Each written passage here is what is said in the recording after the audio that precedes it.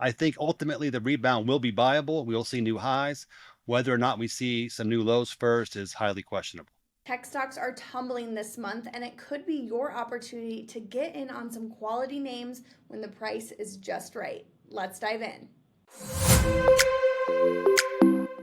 While many investors may be feeling the pain in their portfolios with the tech meltdown this month, others are looking at this dip for potential to make some big gains on some solid stocks.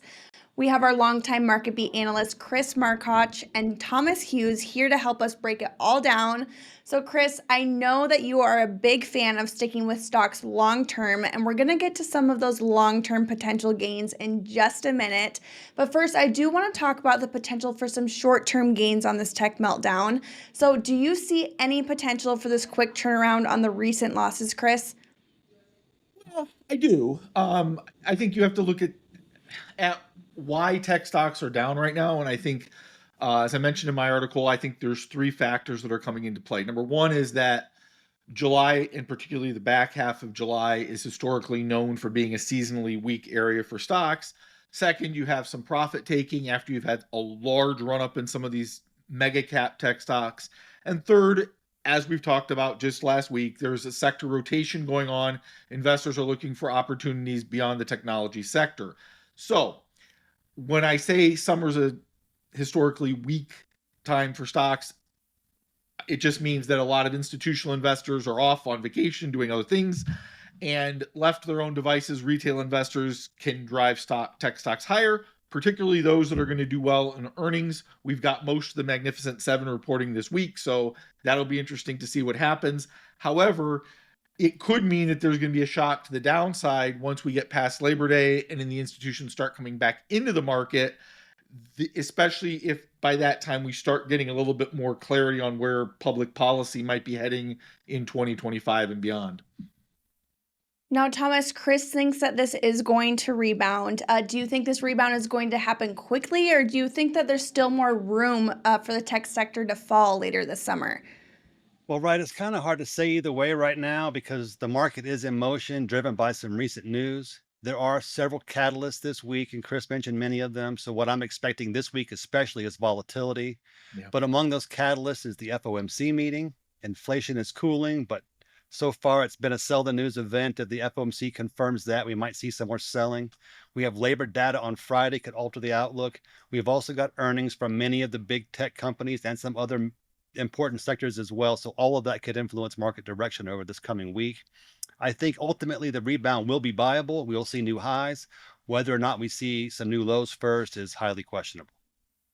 For sure, a lot of catalysts that we're going to be keeping our eyes on here at Market Beat. But let's dig into the potential of the AI bubble burst right now. Chris, what are your thoughts on this? Do you think that's what we're seeing right now, or is it something different? I've heard a lot of talk about an AI bubble, and when I think about this, I'm kind of asking myself, are we looking at concerns about AI, or are we looking at fundamental problems with the AI narrative? And the way I see it is valuations are a concern, but that's something that if you're a long-term investor or a trader, you can kind of navigate around that. I don't see a structural problem with the AI thesis as saying it's a bad investment. However, that's going to be on an individual stock basis. Some stocks may look better than others right now. If you're looking as a long-term play on AI, I don't think the structural narrative has changed much there. I love that you mentioned some of the stocks are going to look better than others right now because we are going to get into that in just a little bit. But Mhm. first, Thomas, what are your thoughts on this potential bubble going on right now? Well, so is AI a bubble? I would say absolutely yes. However, it's a big market. We're in the early stages of it. We have to ask ourselves, is this the end of AI or the beginning of AI? So what I see is this is the first of many potential bubbles in the AI market. And what's supposed to happen now is that this AI bubble with NVIDIA and Microsoft and all the big players has burst. We're supposed to see some of that strength spread into other parts of the economy. So hopefully we'll see some more follow through and we'll see the AI rally start to broaden. Mhm. So, whether we're in a bubble or if we're not, everyone has their own views on that. But, Thomas, what is the ideal approach to take action here then? Do you think this presents more of an opportunity to make gains on some short term trades, or are we looking at this more so long term investments on some of these big tech companies that are seeing a slide right now? Well, like I said, the market's in motion right now. We have several catalysts. So I think as far as near-term trading goes, there's a pretty good amount of risk in either direction. We should have a clearer picture by the end of the week, and if not by the end of the week, by the end of the month. Um, but like Chris said, end of the summer is a good time for these signals to start developing as we see institutional traders coming back into the market. Ultimately, if we don't see a big correction now, it will raise the risk of an even bigger correction later on in the year because we are on the brink of a major sector rotation that will be driven by the FOMC, lower interest rates, and the outlook that, again, the rally should broaden into a broader array of stocks, including a lot of small cap names. So, speaking of that, I do want to go back to the short term traders here and what they're doing. Are we already seeing a lot of the traders picking up on some of these big tech giants like Nvidia or even Micron Technology? I mean, Micron dropped 23% over the past month. So, what do we see with that one? Right. So what I'm seeing in NVIDIA specifically and with their volume trends is that the volume spiked with the sell-off. So that kind of leads me to believe that it could still be in play and we might see some lower prices. But ultimately, the average daily volume and the peaks of all the volume spikes have been trending lower since March. So this market is beginning cooler and cooler and cooler since March. This shows some signs of underlying weakness. It plays into the idea that we're in a wait and see market, and wait and see markets are especially risky because when people are sitting on the sidelines waiting for something to happen, what usually happens is the opposite of what you expect. Well, there's been some great information so far, and whether our viewers are looking to make some gains in the short term or they're holding on for more long term investments, everyone wants to know which stocks present the best opportunity to capitalize on this tech pullback.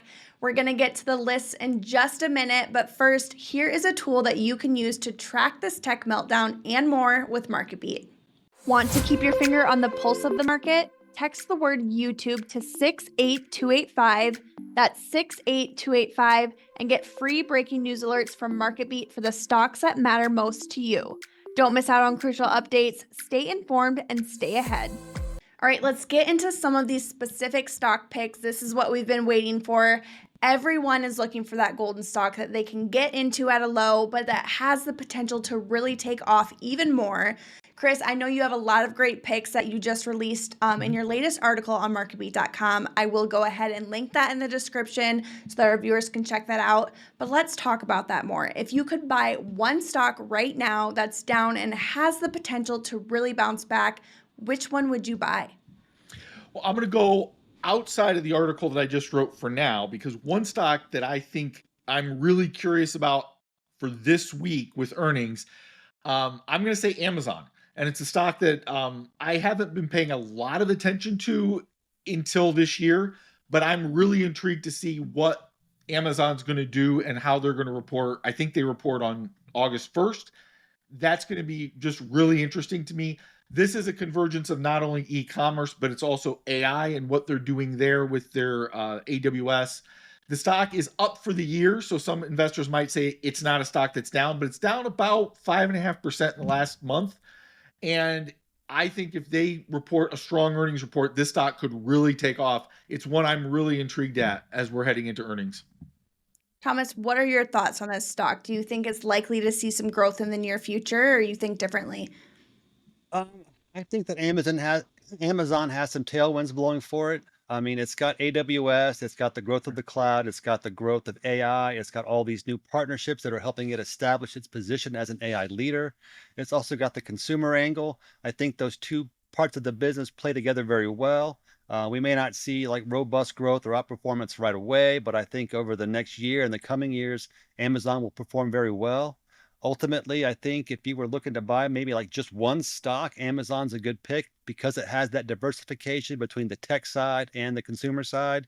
And those two sides, they really blend together very well. They can use all of their cloud infrastructure to support the consumer business, and all of the AI infrastructure and AI work will help them build efficiency and provide better services. So I think Amazon really is going to be a good winner.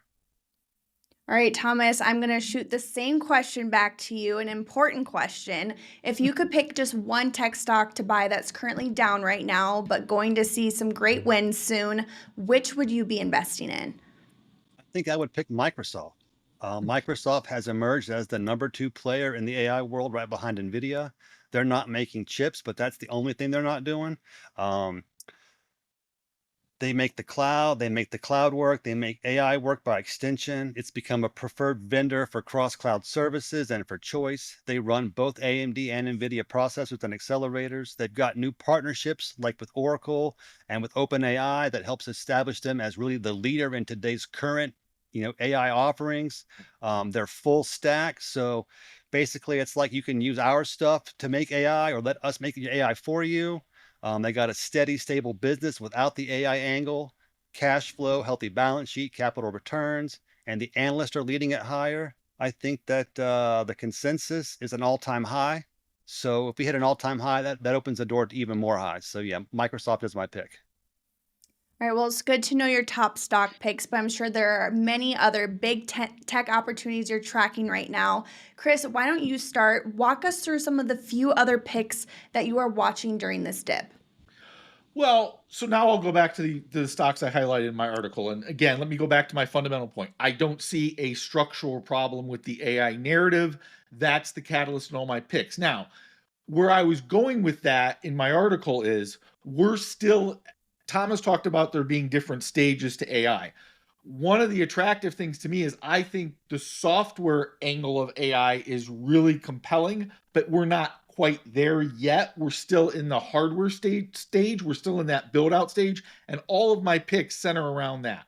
So I've got Supermicro, I've got NVIDIA, and I've got Broadcom, or Micron, excuse me. And so Supermicro, it's all about the build out of data centers. It's about the fact that Supermicro is providing the servers that these data centers need, which are going to house NVIDIA chips. And that's where NVIDIA is coming in. There's still a huge market here for NVIDIA. Other companies are starting to catch up, but they're catching up because NVIDIA just can't keep up with the demand. I'm not sure if that's a disadvantage to NVIDIA or if that's just something they're going to work through in the short term. And then there's Micron, which is the memory component of all of this. So I just think each one of these companies, again, Supermicro, NVIDIA, and Micron Technologies, they're all right now where the AI bubble, if that's what we want to call it, it's right where they are right now. And there's still room for those stocks to run before that bubble is burst. Now, those are some big names to mention. Thomas, are there anything that you're approaching differently with some of the names that Chris just mentioned? Well, right. Those are all great choices. They're all leading chip plays. They're all in pullbacks, offering nice entry points. Supermicro in particular, I like that one because it's a small cap. It's part of the Yeah. R2K.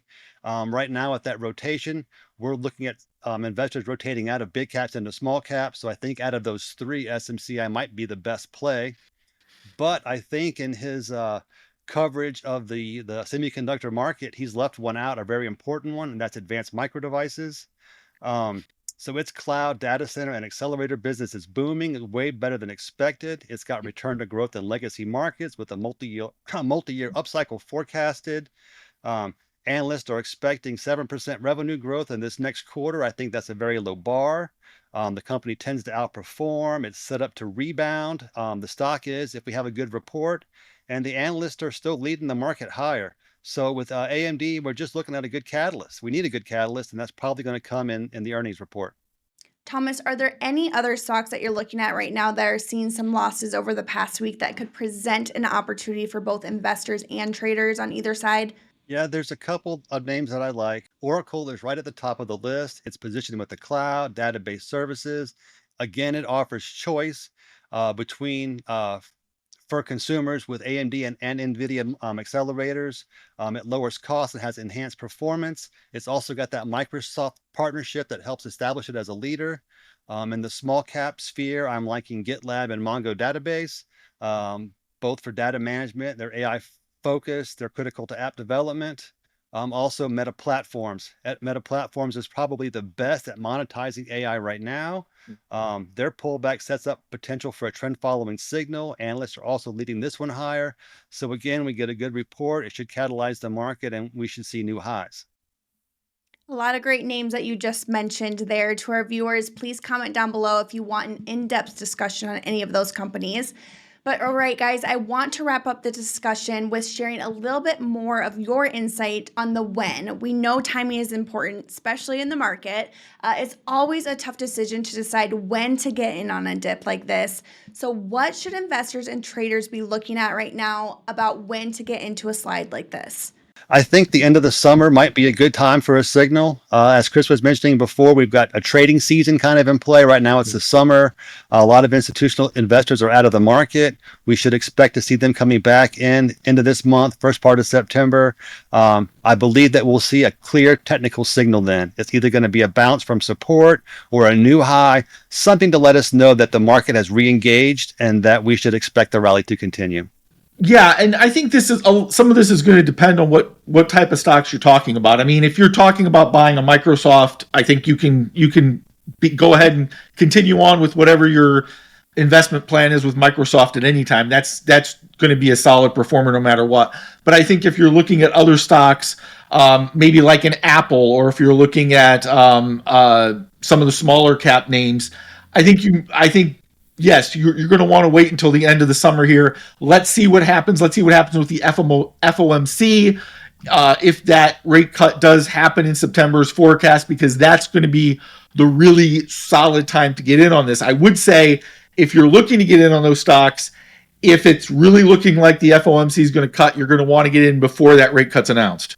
Right. Well, thank you guys for the conversation today. And thank you to everyone who tuned in with us as well. We'll always be covering the stocks we mentioned in this video and many more right here at Market Beat. So follow along with us. But until next time, happy investing.